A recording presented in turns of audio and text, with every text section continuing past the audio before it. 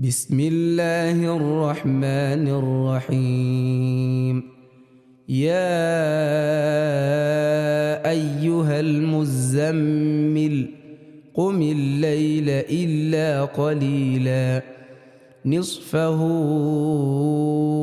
أو انقص منه قليلا أو زد عليه ورتل القرآن ترتيلا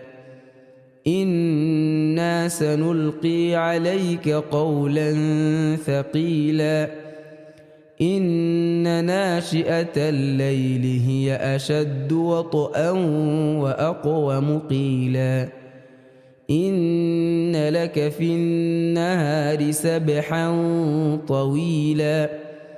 واذكر اسم ربك وتبتل إليه تبتيلا رب المشرق والمغرب لا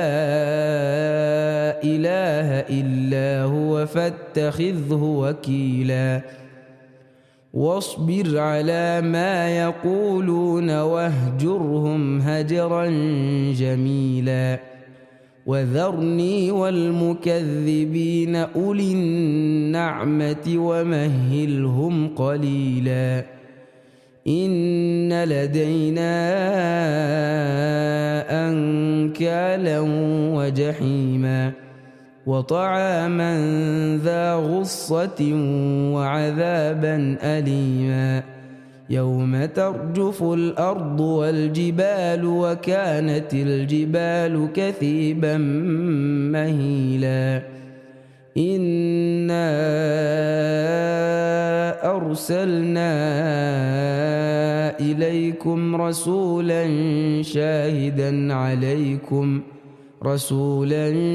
شاهدا عليكم كما أرسلنا إلى فرعون رسولا فعصى فرعون الرسول فأخذناه أخذا وبيلا فكيف تتقون إن كفرتم يوما يجعل الولدان شيبا السماء منفطر به كان وعده مفعولا إن هذه تذكرة فمن شاء اتخذ إلى ربه سبيلا إن ربك يعلم أنك تقوم أدنى من ثلثي الليل ونصفه وثلثه وطائفة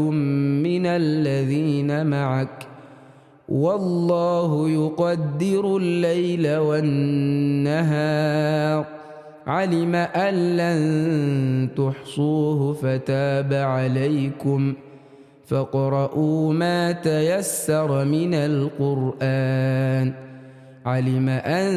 سيكون منكم مرضى وآخرون يضربون في الأرض يبتغون من فضل الله وآخرون يقاتلون في سبيل الله فاقرؤوا ما تيسر منه وأقيموا الصلاة وآتوا الزكاة وأقرضوا الله قرضا حسنا وما تقدموا لأنفسكم من خير تجدوه عند الله هو خيرا وأعظم أجرا واستغفروا الله إن الله غفور رحيم.